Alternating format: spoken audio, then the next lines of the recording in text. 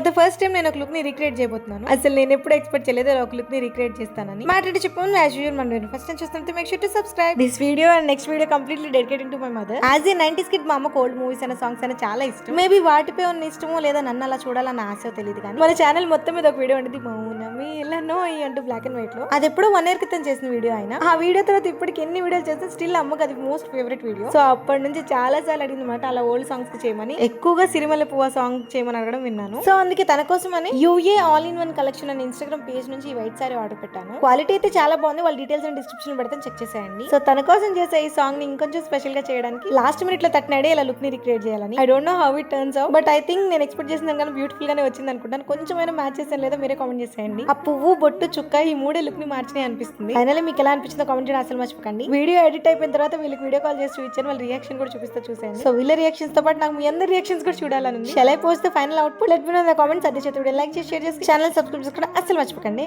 ఉంటాను.